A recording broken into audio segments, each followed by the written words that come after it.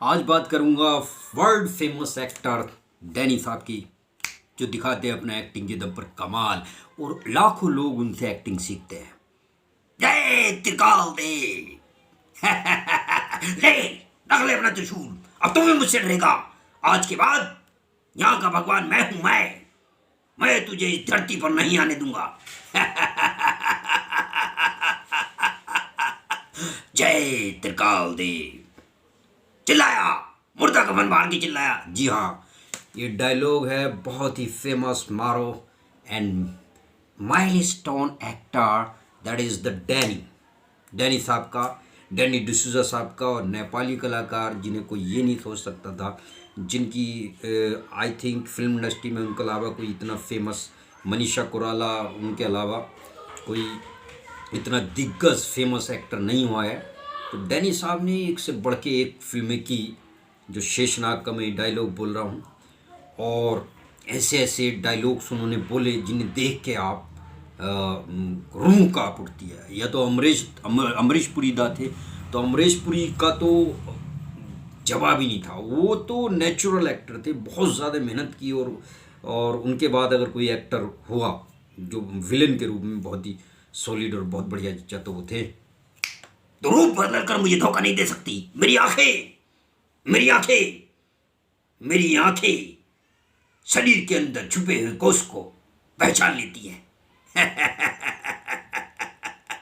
तो रूप बदल कर मुझे धोखा नहीं दे सकती। अघोरी की आंखें अंदर छुपे हुए, शरीर के अंदर छुपे हुए ढांचे तक को जान लेती है। यानी इट मीन्स टू से the dialogues is graphs ups and downs. और ऐसे ऐसे जो डायलॉग्स उन्होंने बोला रेखा के लिए। तो रूप बदल कर मुझे नहीं धोखा दे सकती। अघोरी की आंखें हड्डी के अंदर छुपे हुए मांस को पहचान लेती है। चिल्लाया, मुर्दा कफन फाड़ के चिल्लाया। ये डायलॉग इतना जबरदस्त था कि थिएटर में, हॉल्स में देखने के लिए लोगों की कतारें लग जाती हैं। अघोरी हूं मैं, अघोरी, मृत्यु जिससे भय खाती है।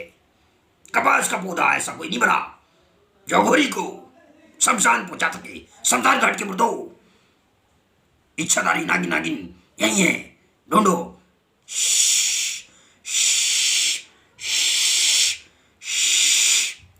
यानी the music, direction, costume, makeup, everything of this film is excellent. मैं अमर हो गया। अब दो पहाड़ भी टकरा जाएं, उनके बीच में दब भी जाऊं तो मैं नहीं मार सकता। चिल्लाया, मुर्दा कफन फाड़ के चिल्लाया। ये जो हाई पिच डायलॉग्स है, it's very fantastic dialogues. The script writing is very hi fi. जो स्क्रिप्ट लिखी गई वो बहुत बढ़िया लिखी गई, और जो कलाकार थे, को एक्टर थे, बहुत बढ़िया काम किया। जैसे वो, तेरे अंदर इतनी शक्ति नहीं है कि तुम हमें शेषनाग तक जिंदा ले जाए, कोई जरूरत नहीं पड़ेगी उसकी, तुम खुद रेंगते हुए आओगे शेषनाग के पास तक। अघोरी ये सही कह रहे हैं, जब आदमी राक्षस बन जाता है। मृत्यु का शब्द अघोरी के लिए बहुत पाप लगता है। अरे वाह नीलम, पुखराज, और तेरे सामने खड़ा है यमराज। देखा शेषनाग, मैंने तेरी आरती खून से उतार दी।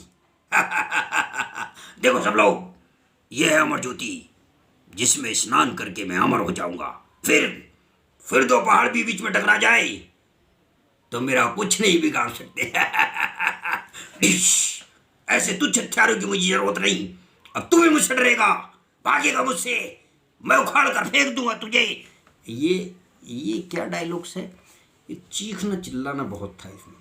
इस मूवी में चीखना चिल्लाना इतना था कि जो डायलॉग सारे लिए गए वो हाई पिच के लिए गए। सिंपली जैसे मैं बोल रहा हूँ वैसा नहीं बोला जा सकता था, क्योंकि अघोरी बड़े एग्रेसिव होते हैं।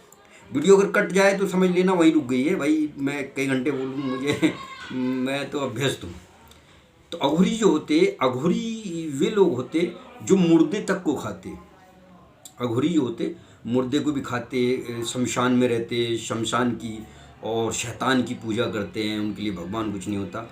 तो ये फिल्म जो इसी के आधार पे थी, और इसमें भोले का जो करेक्टर किया बहुत बढ़िया किया, बड़ा मासूम सा करेक्टर था वो, और ऋषिदा ने निभाया। मुझे बहुत अच्छी लगी ये मूवी और आप इसको ज़रूर देखिएगा, लेकिन डैनी साहब की बात को मत भूलिएगा।